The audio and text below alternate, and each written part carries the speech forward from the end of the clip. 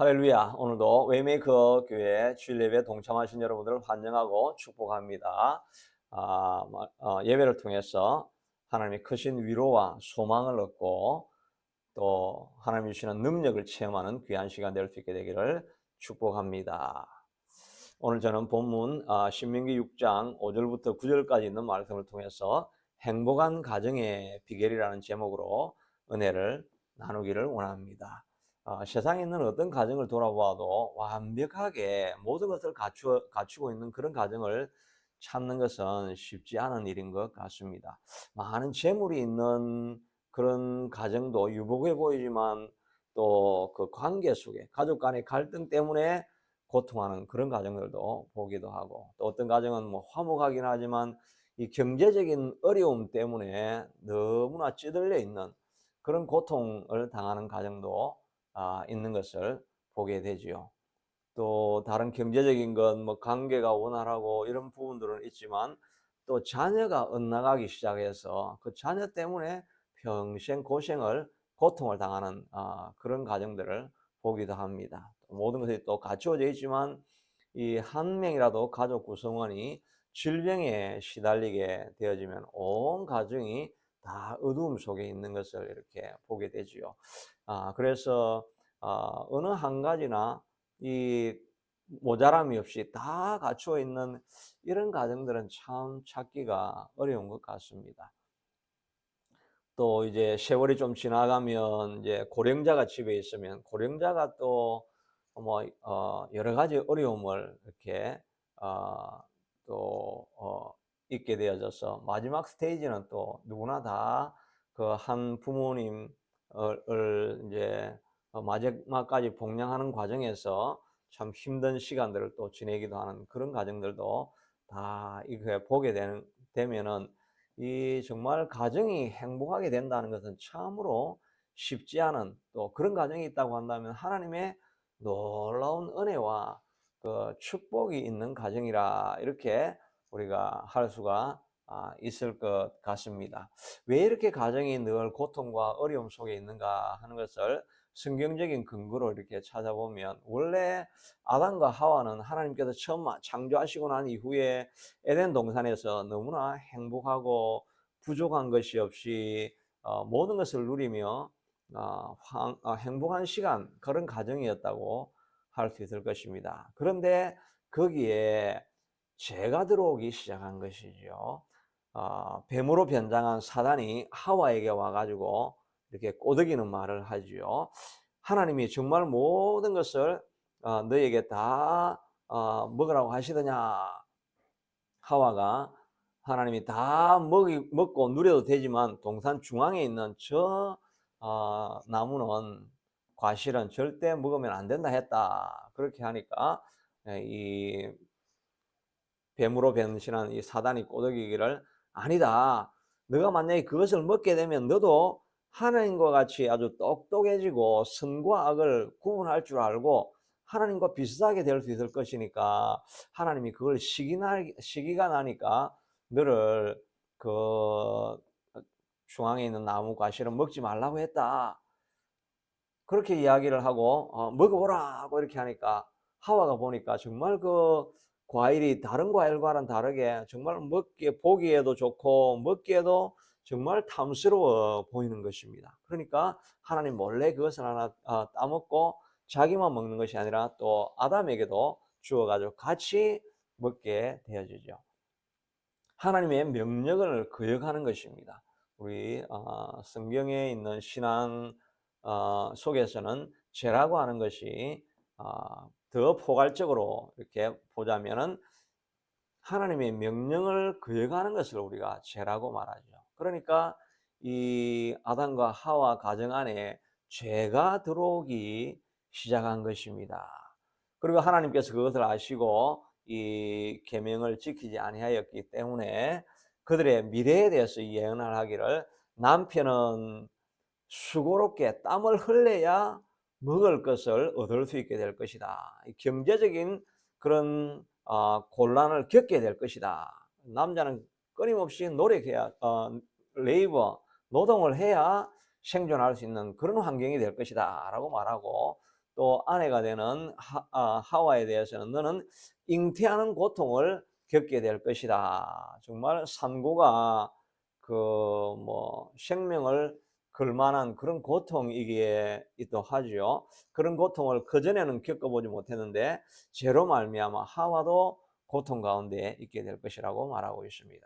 그리고 또 이 환경에 대해서 땅도 다 저주를 받아서 지금까지는 정말 아름답고 좋고 유익한 것만 막 밭에서 자라다가 이제는 가시와 엉겅퀴 안 좋은 것들도 막 땅에서 자라나기 시작하게 되는 것입니다. 땅도 죄의 영향으로 저주를 받게 되는 것이지요. 그리고 남편과 아내의 관계에 대해서도 아내는 남편을 또 경쟁자로 보게 될 그런 다툼이 일어나게 될 그런 관계가 될 것이다. 그전까지는 아담과 하와가 다툼이란 것을 생각할 수 없이 평안하고 안정한 곳에 이렇게 있을 수 있었는데 이제는 서로가 갈등 관계에 있게 될 것이다 라고 죄의 결과에 대해서 말해주고 있는 것입니다. 바로 그 결과로 오늘날 우리가 이 가정에서 일어나는 많은 문제들을 보게 되는 것입니다. 그러니까 사실은 이 가정이 다시 회복되어질 수 있는 길은 가정에 들어와 있는 이 죄의 뿌리들을 다 제거해야 되는 것이지요. 그런데 우리가 모든 남자나 부모나 또 자녀나 부부나 다 죄의 본성을 가지고 태어난 존재이기 때문에 이 죄를 가정에서 완전히 물리치는 것은 불가능한 것이죠. 우리 존재 자체가 죄이기 때문에 죄의 본성을 타고 있는 타고나는 원죄를 가지고 있는 그런 인간이 우리 존재가 되어버렸기 때문에 가정에서 죄를 완전히 물리치는 것은 불가능한 일이라고 할 수가 있습니다. 그러나 그럼에도 불구하고 하나님께서 우리에게 주신 그 약속을 따라 살 때 가정이 행복한 가정을 누리게 되는 것을 보게 됩니다. 정말 어떤 가정들은 하나님의 말씀을 따라서 신실하게 걸어가면서 자녀와 또 부모와 모든 영역에서 평안함과 형통함과 평탄한 길을 걸어가시는 그런 분들을 보게 됩니다. 그분들은 정말 말씀을 생명과 같이 소중하게 여기고 쫓아가시는 그런 분들이라고 이렇게 할 수가 있을 것입니다. 또 때로는 부서진 가정, 결핍된 그런 가정이 있었지만 다시 하나님께로 돌아와서 말씀으로 그 가정을 세워가기 시작하면서 정말 가정이 회복되어지고 그전에 누리지 못했던 너무나 놀라운 평안과 가정 안에 있는 형통함과 행복을 누리는 그런 가정의 간증도 우리가 수없이 많이 듣게 되지요. 제 속에 있을 때는 정말 가정이 브로큰 되어 있지만 그러나 하나님 말씀 안에 들어와서 회개하고 또 남편이 아내가 회개하고 하나님 앞에 바로 서기 시작하면서 말씀을 중심으로 살아가야 되겠다라고 이렇게 결단하고 나아가니까 또 그러면서 하나님의 일을 위해서 헌신하고 이렇게 살아가게 될 때 그 가정에 과거에 있었던 그런 고통과 상처 이런 것들이 다 회복되어지고 행복한 모습으로 살아가는 것을 다 보게 되는 것입니다.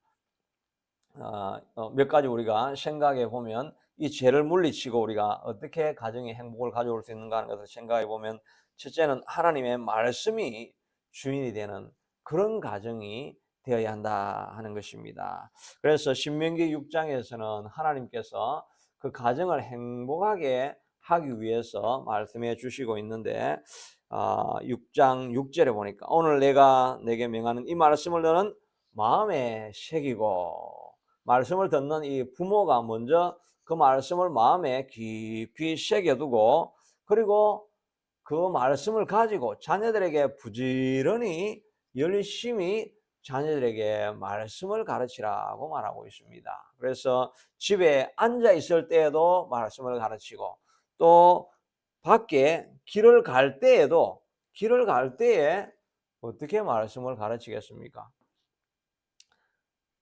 슈퍼마켓을 가고 산책을 가고 이렇게 할 때도 자연에 나타난 이런 것들을 바라보면서 야, 이 꽃을 바라보라. 하나님께서 이렇게 아름다운 꽃을 만들지 않았느냐.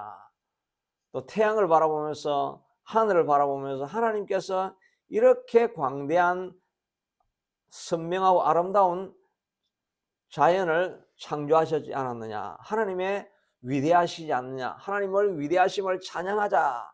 하나님을 이 모든 만물의 주권자이다. 이렇게 가르치는 것이 길을 갈 때에 말씀을 가르치는 것이 아니라 말씀을 가르치는 것이라고 이렇게 생각해 볼 수가 있습니다. 집에 앉아 있을 때든지 밖에 나가서 무슨 사물을 만날 때에도 하나님 중심으로 가르치는 기회로 삼으라. 또 집에 누워 있을 때에도 잠자기 전에도 말씀을 가르치는 거죠. 자기 전에 하나님의 말씀을 들려주는 것입니다. 그리고 일어날 때에도 아침에 일어날 때 아침에 하루를 시작하기 전에 그 말씀을 가지고 이제 뭐 오늘날로 이야기하면 큐티라고도 할 수 있고 새벽 예배라고도 할 수 있고 부모가 원래는 교회에서 이렇게 새벽 예배 하기 전에는 부모가 아침에 일어나면 아침 식사하기 전에 아침에 일어날 때에도 하나님이 오늘 이렇게 하루를 살아가라고 말씀해 주셨다. 이렇게 말씀을 계속해서 강론할 것이라고 말하고 있습니다. 자녀에게 모든 기회를 사용해서 말씀을 가르치는 기회로 삼아라.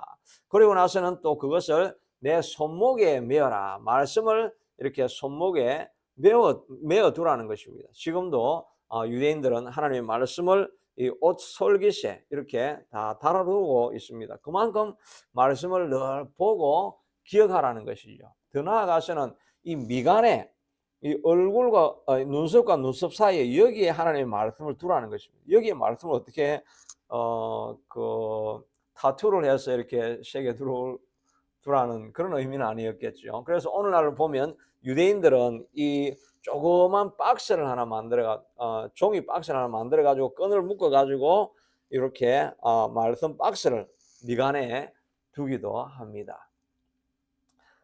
그러니까 이거는 정말 뭐 얼굴을 서로 바라보면서 가족도 얼굴을 서로 바라보면서 미간에 말씀이 붙어 있으니까 하나님을 기억하고 하나님을 까먹을 만하다가 또 기억하고 까먹을 만하다가 기억하고 그렇게 하지 않겠습니까?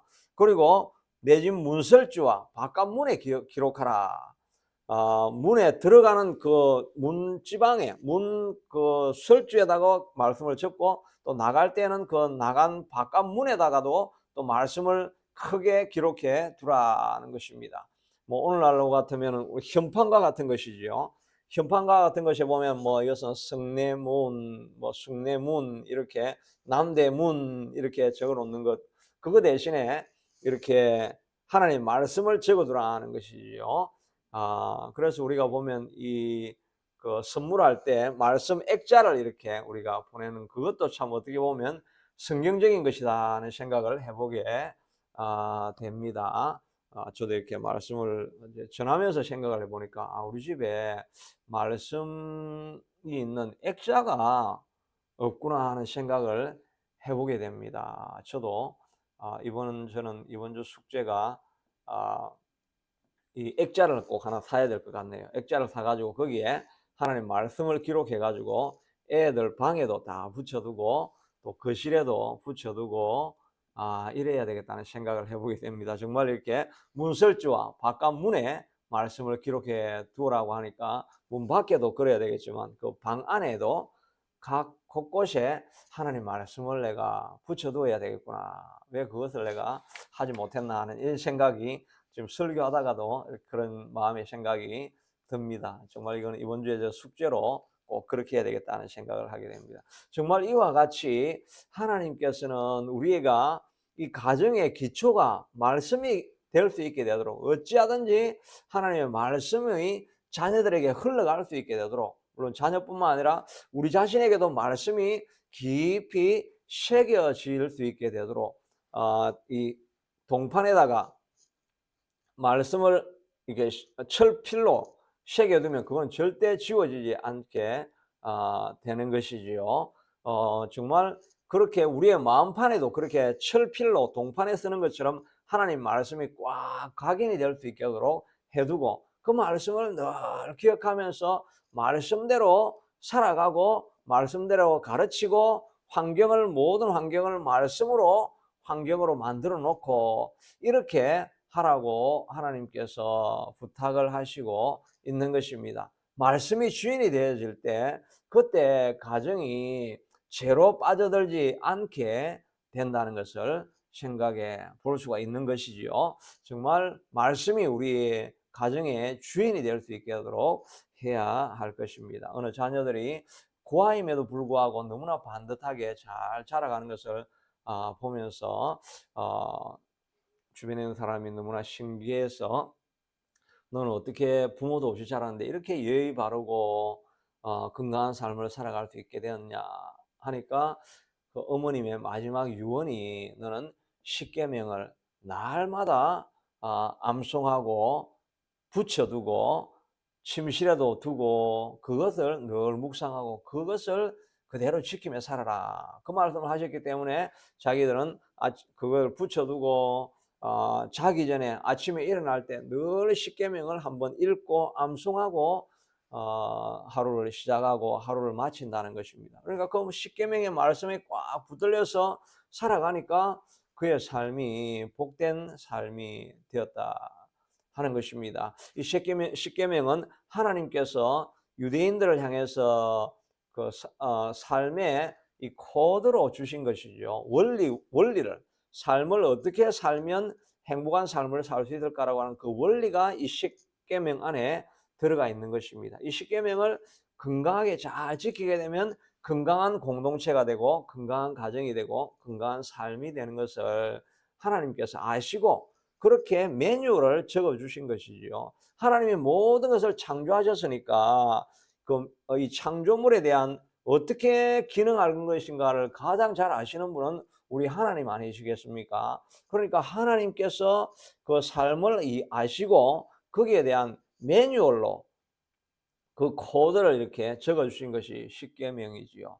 그러니까 우리가 살 길을 잘 알지 못할 때 이 십계명을 늘 생각하면서 이 십계명을 내가 벗어나는 삶을 살고 있는가 하는 것을 돌아보면 그리고 십계명대로 살아가면 내 길이 평탄하고 형통하게 되는 길들이 일어나게 되는 것입니다. 그러니까 우리도 우리 자녀가 복되기를 원하고 잘 되기를 원한다고 한다면 이 십계명 또 나머지 하나님께서 하신 이 말씀이 그들의 삶을 붙잡아 갈 수 있게 되도록 날마다 앉았을 때든지 길을 가서 걸을 때든지 누웠을 때든지 아침에 일어날 때든지 늘 가르치고 강론하고 집안 분위기 안에서도 들어가며 나가며 모든 곳에 말씀을 기록해 두고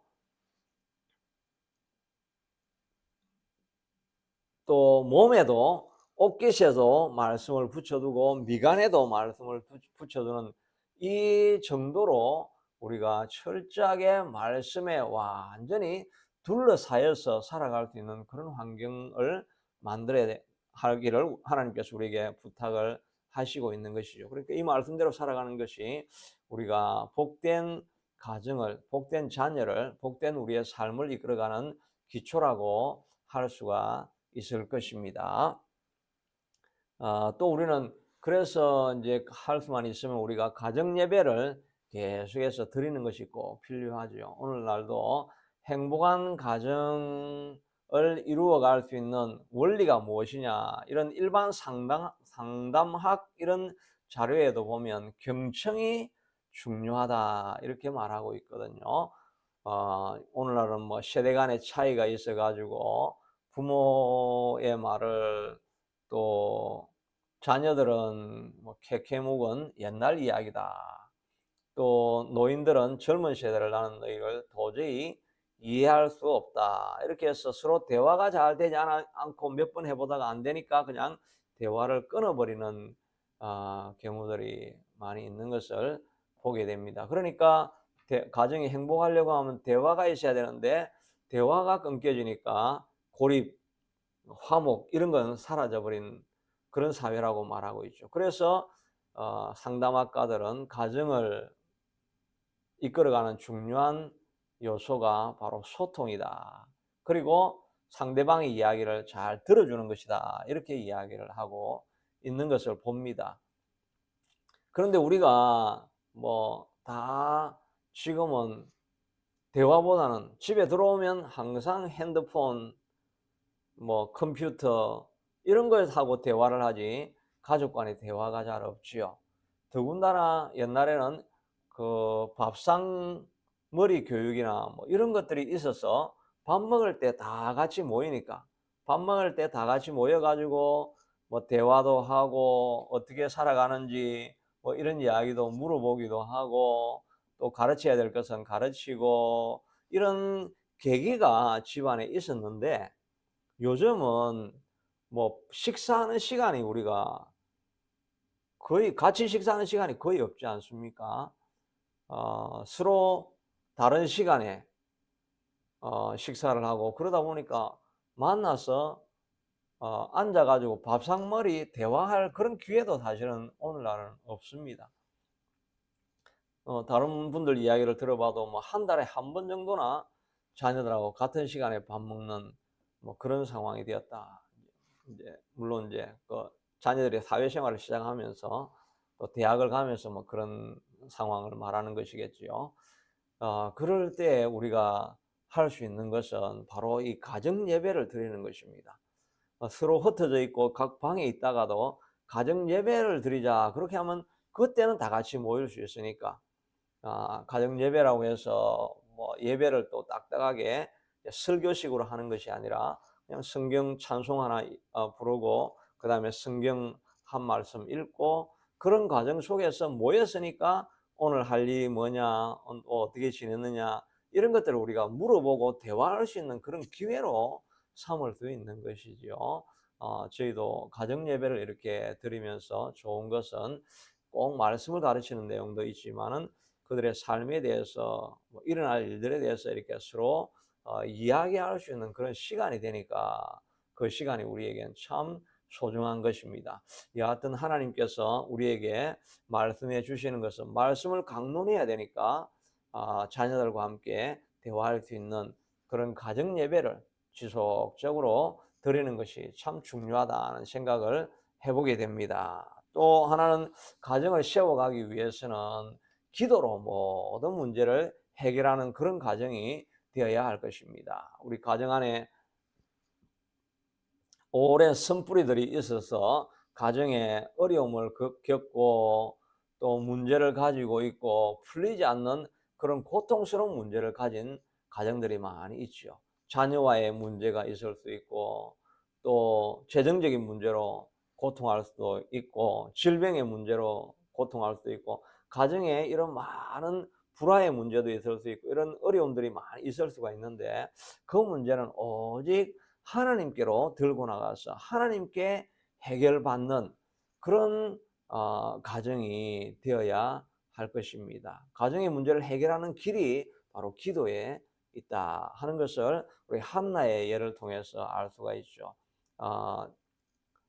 이 한나의 엘가나라고 하는 집에 옛날 구약에 보면 일부 다치가 허용되어 있는 그런 상황이었으니까 브닌나와 한나라고 하는 그런 두 아내가 있었죠. 본처가 한나였고 브닌나가 이제 첩으로 들어온 아내라고 이렇게 할 수가 있는데, 브닌나는 애를 많이 낳고 한나는 애를 낳을 수가 없는 것입니다. 그러니까 브닌나가 끊임없이 한나를 괴롭게 하고 분통이 터트려지게 하고 사람의 마음을 뒤집는 이야기를 하고, 그러니까 한나가 늘 참담한 마음이 되어 가지고 원통하고 억울해 가지고 스트레스를 엄청 받고 우울증에 빠져 있고, 그러니까 가정이 행복할 수가 없는 거죠. 한 사람이든 다 행복한 그런 얼굴을 하고 있어야 다른 사람이 그 행복이 전달되어져서 화목할 수가 있는데, 한 사람이 늘 스트레스를 받아 가지고 원통하고 억울한 마음으로 눈물로 밤을 지새우고 우울증에 빠져서 나는 아무것도 하고 싶지 않고 뭐 이렇게 이야기를 하고 있으면, 그러면 가정이 행복할 수가 없지 않습니까? 이 고통 가운데 있다가 한나가 결심합니다. 나아가서 하나님 앞에 모든 것을 맡기기로 결단을 하면서 한나가 예루살렘으로 올라갔을 때 성전 앞으로 나아가서 거기에서 하나님 앞에 간절한 마음으로 기도하는 내용이 있습니다. 사무엘상 1장 10절에 보니까 한나가 마음이 괴로워서 여호와께 기도하고 통곡했다고 말하고 있습니다. 그래서 그리고 말하기를 내가 지금까지 기도한 것은 나의 원통함과 격분됨이 많기 때문입니다 라고 이렇게 엘리 제사장에게 말하는데, 나는 원통하고 격동하고 어려운 일이 많이 있어서 하나님 앞에 나는 내 원통함과 분함을 다 토로하는 이 기도를 했습니다 라고 이야기를 하는 것입니다. 정말 가정에서도 이해되어지지 아니하고 풀리지 않는 오랜 숙제를 가지고 있으면 이 문제를 어떻게 할까? 우리가 마음에만 가지고 있으면 우울증이 생기고 주저앉게 되어지고 가정의 분위기가 어두워지고 힘들어집니다. 이럴 때 우리가 해야 될 일은 문제를 가지고 하나님 앞에 나아가서 우리의 원통함과 또 격분된 마음을 하나님 앞에 토로하는 것입니다. 우리는 그것을 하나님 앞에 토로해야 하는 것입니다. 우리가 또 가정의 문제를 바라보면서 우리가 가지고 있는 문제를 그냥 어쩔 수 없지 이렇게 하면서 체념하고 슬픔 속에서 지내서는 안 되는 것입니다. 우리는 그 문제를 가지고 하나님 앞에 나아가서 내 원통함과 억울함을 하나님 앞에 토로해내야 되는 것입니다. 이 가정이 행복하기로 지어져 있는 가정인데 이 가정이 왜 이렇게 고통이 찾아왔습니까? 하나님, 나는 이 고통을 억셉트할 수 없습니다. 받아들일 수 없습니다. 하나님, 이 원통하고 억울한 일은 나는 이제 눈물로 자기 연민에 빠져서 내 인생은 왜 이럴까라고 하면서 그저 주저앉아서 침묵하고 있을 수가 없습니다. 나는 침몰하지 않습니다. 하나님 앞에 나아가서 내 원통함과 억울함과 이 격분됨을 하나님 앞에 토로해야 됩니다. 왜 우리 가정에는 다른 가정과 같이 행복함과 이런 형통함이 일어나지 않는가? 이 문제를 가지고 하나님 앞에 나아가서 부러지져야만 하는 것입니다. 한나가 이 문제를 가지고 하나님 앞에 나아가서 부러짓고 자기의 마음을 다 토해내는 것입니다. 그러니까 엘리 제사장이 보니까 낮에 여자가 기도를 하는데 소리는 내지 아니하고 입으로 그냥 큰 소리를, 그 당시에 뭐 여자가 낼 수는 없으니까 그냥 입에서 마음속에서 이렇게 중얼거리면서 막 기도를 하는데, 기도를 열정적으로 하니까 막 얼굴이 붉어져 가지고 마치 술 취한 여자같이 막 비틀거리면서 격분한 마음을 토로하면서 기도를 하니까 엘리가 보니까 이 여자가 술이 취해 가지고 어떻게 성전에 들어와 가지고 이런 무리한 일을 하는가, 그런 생각이 들어와서 엘리가 한나를 막 꾸짖으려고 합니다. 그러니까 한나가 내가 취한 것이 아닙니다. 내 마음에 격동함과 분통함이 있어서 이것을 토하다 보니까 제가 너무 격정에 차여서 얼굴의 모습이 이렇고 몸이 마치 취한 것 같습니다. 그렇게 말할 때 엘리가 그의 기도를 듣고 그의 간절함을 바라보면서 그도 하나님 앞에 기도하니까 하나님이 내 기도를 들으실 것이다 라고 말하고 그 제사장도 그를 격려하고 선포하는 기도를 해준 것이지요. 그 기도를 듣고 그의 마음의 평안을 누리고 집으로 돌아가게 됩니다. 그리고 나중에 우리가 아는 것처럼 사무엘이라고 하는 아들을 낳게 되는 것이지요. 그가 기도하지 아니하고 내 신세가 왜 이런가, 나는 이렇게 인생이 끝나게 되는 것이 아니겠는가, 나는 이 문제에서 도저히 벗어날 수 없는 그런 존재야, 이렇게 하면서 뒤로 물러가 침륜에 빠져가지고 나는 아무것도 할 수 없습니다라고 존재하고 있었다고 한다면 그 가정은 깨어진 가정이 될 것입니다. 밤낮 스트레스를 받아서 우울증에 빠져가지고 짜증을 내고 화를 내고 이런 아내를 두고 있는 남편의 마음에 평안하겠습니까? 결국은 그렇게 살다가는 더 이상 살 수 없어서 가정에 분란이 일어나고 나누어질 수밖에 없는 그런 일이 아마 일어날지도 있었을 것입니다. 그러나 한나가 마음에 결단하고 분통하고 원통하고 억울한 마음을 가지고 하나님이여, 내 인생에 왜 이런 일이 일어났습니까? 내 가정에 하나님, 이 문제를 내가 왜 지금로 지고 가야 됩니까? 하나님이 해결해 주시옵소서. 하나님이 살려 주시옵소서. 내 원통함과 억울함을 이해해 주시고 나로 이 원통한 문제에서 극복하게 해주시옵소서. 적극적으로 나아가서 하나님 앞에 기도하고 부르짖고 원통한 소원을 쏟아내니까 하나님께서 그 기도를 들으시고 엘리를 통해서 축복하게 만드시고 그의 소원을 따라서 하나님께서 사무엘뿐만 아니라 나머지 나중에 7 자녀까지 낳는 그런 복을 주시게 되더라는 것입니다. 가정에 문제가 없을 수는 없으나 문제를 가지고 그대로 짊어지고 가야 될 것이 아니라 원통하고 분통을 터뜨리는 마음을 가지고 있어야 됩니다. 저도 옛날에 질병이 있을 때 질병을 고치려고 하니까 그 전도사님이 너는 하나님의 약속을 따라서 치유함을 받고 건강함을 받아야 될 사람인데 너가 왜 질병을 가지고 있느냐? 이 질병은 하나님이 주신 것이 아니다. 그러니까 너가 원통하고 억울한 마음을 가지고 하나님이요, 왜 내가 건강할 수 있는 자격이 있는 사람인데 건강하지 않는 모습으로 있습니까? 이 사단이 가져온 것들, 또 세상이 가져온 것들, 이것들을 내가 가지고 나를 망하려고 하게 하는 이런 세력들을 향해서 내가 분노합니다. 원통합니다. 억울합니다. 이런 기도를 하라고 말씀한 것을 제가 기억합니다. 그래서 분통하고 억울한 마음으로 하나님, 나는 건강해야 됩니다. 건강해야 됩니다. 나는 행복해야 됩니다. 이렇게 기도하라고 부탁하는 것을 따라서 기도했던 기억이 납니다. 그러니까 격동하는 마음이 생기고 전쟁하려고 하고 전투하려고 하는 그런 마음이 생기는 것이죠. 세례 요한 때부터 천국은 침노를 당하나니 침노하는 자가 빼앗느니라고 말하고 있지 않습니까? 침노해야 빼앗지, 그냥 가정에 불화가 찾아오고 어려움이 찾아오고 또 저주가 찾아오고 이렇게 하는데 내 인생은 이럴 수밖에 없는 존재야 라고 그냥 그것을 받아들이고 있으면 아무런 변화를 시킬 수 없고 천국이 내 가정에 들어올 수가 없는 것입니다. 세례 요한의 때부터 천국은 침노하나니, 침노를 당하나니 침노하는 자가 빼앗는 것이라고 말하고 있는 것입니다. 가정에 있는 모든 문제를 가지고 하나님 앞에 한나가 격동함과 원통함을 가지고 기도하였던 것처럼 우리도 그 문제를 가지고 하나님 앞에 원통한 마음으로 기도해야 하는 것입니다. 한나는 그렇게 하니까 마음의 마지막 결단을 하는데 하나님, 내게 혹시 아들을 주시면 내가 그 아들을 하나님 앞에 드리겠다라고 이렇게 서원 기도를 하죠. 1장 11절 보면 서원하여 이르되 만군의 여호와여, 만일 주의 여종의 고통을 돌보시고 나를 기억하사 주의 여종을 잊지 아니하시고 주의 여종에게 아들을 주시면 내가 그의 평생에 그를 여호와께 드리고 삭도를 그의 머리에 대지 아니하겠습니다.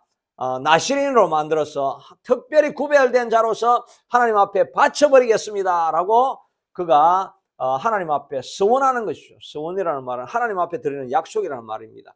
하나님 앞에 약속을 하고 맹세하기를, 하나님이 나를 불쌍히 여기시고 하나님께서 나에게 은혜를 주시고 이 처참한 문제에서부터 벗어나게 하시면 하나님, 내가 이 아들을 하나님 앞에 드리겠습니다. 이 재물을 하나님 앞에 드리겠습니다. 나의 시간을 하나님 앞에 드리겠습니다. 나의 삶을 하나님 앞에 드리겠습니다. 이렇게 하나님 앞에 맹세하고 약속하는 것이지요. 차라리 정말 내가 이렇게 비참하게 사느니 내 인생을 주님 앞에 다 드려버리겠습니다라고 서원하는 그런 결단하면서 기도하는 마음으로 나아가는 것이 필요하게 되겠죠. 정말 우리가 우리 삶의 문제에서 벗어나려고 하면 때로는 이렇게 우리가 결단하는 기도를 해야 됩니다. 하나님, 내가 이제 하나님이 허락하시면 내 삶을 하나님 앞에 드리겠습니다. 내 시간을 하나님 앞에 드리고 나의 물질을 하나님 앞에 드리고 내 자녀를 하나님 앞에 드리며 살아가겠습니다. 그러니 하나님, 내게 이 원통한 문제에서 벗어나게 해주시옵소서라고 결단하게 하며 나아가는 기도를 드려야 되는 것입니다. 때로는 우리가 40일 작정 기도라고 하든지 금식 기도를 하든지 이런 것도 하나님 앞에 하나님 앞에 결단하는 모습이라고 할 수가 있겠죠. 그냥 보통으로 그냥 밋밋하게 이렇게 기도하는 것이 아니라 원통하고 억울하면 이 문제를 해결하기 위해서 뭔가 새로운 방식을 찾아내야 되는 것이, 하나님, 내가 이렇게 그냥 보통으로 하기는 않겠습니다. 하나님, 내가 결단하고 금식하며 기도하겠습니다. 하나님, 내가 40일 작정하며 기도하겠습니다. 이런 하나님 앞에 결단하며 나아가는 기도가 있을 때 그 가정의 문제가 한나의 경우에는 바뀌어진 것을 보게 되는 것입니다. 우리도 우리 자신의 또 우리 가정의 이런 문제, 나 자신의 현실의 상태에 이런 것들을 바라보면서 좌절하거나 그저 주저앉아 있지 않아야 하는 것입니다. 우리는 뒤로 물러가 침륜에 빠질 자가 아니요 앞으로 전진하여 나아가서 천국을 쟁취하고 빼앗을 자라고 말하고 있는 것입니다. 천국은 침노하는 자가 빼앗는 것이라고 말씀하고 있으니 우리는 주님 앞에 간절한 마음을 가지고 원통한 마음을 가지고 하나님 우리를 회복시켜 달라고 기도하는 그런 기도를 드리는 우리가 되어야 할 것입니다. 그래야 해서 가정의 문제도 해결되어지고 우리 또 웨이메이커 교회도 웨이메이커 교회를 향한 원통한 마음을 가지고 하나님 내 인생에 변화를 주시옵소서. 재물이 없는 사람은 가난의 문제를 가지고 원통하고 억울한 마음을 가지고 하나님이여 모든 것을 가지신 하나님이 계신데 내가 왜 이렇게 주저앉아 있겠습니까? 오병이어를 일으키신 오병이어를 만들어 또 7병이어로 5,000명 4,000명을 먹이신 하나님 저에게도 그 물질을 허락해 주시옵소서. 만나와 메추라기로 200만 원을 먹이신 능력 있는 하나님 앞에 간구하는데 하나님이여 이 가난에서부터 벗어나게 해주시옵소서. 원통한 마음을 가지고 하나님 앞에 나아가서 침노하여서 천국의 부활을 빼앗는 우리가 되어야 할 것입니다. 결코 뒤로 물러가서 주저앉아 있고 머물러 있고 침륜에 빠져서는 우리가 안 되는 것입니다. 일어나서 주님과 함께라면 우리는 할 수 있습니다. 나는 할 수 없고 나는 부족하지만 그러나 주님이 나와 함께 하시니 나의 능력이 아니라 하나님의 능력이 내 안에 머무시면 예수님의 권능이 성령의 능력이 우리 안에 머무시면 우리는 무엇이든지 할 수 있는 존재가 아니겠습니까? 하나님 주님이 주시는 능력으로 내가 할 수 없는 이 인생의 여리고를 넘어가고 무너뜨리고 정복하고 다스리고 변화를 네 가정에 가져오게 하여 주시옵소서. 이 마음을 가지고 우리가 기도하고 열정으로 나아가서 하늘의 축복을 다 누리시는 저와 또 여러분의 가정 또 우리 웨이메이커 교회가 될 수 있게 되기를 축복합니다.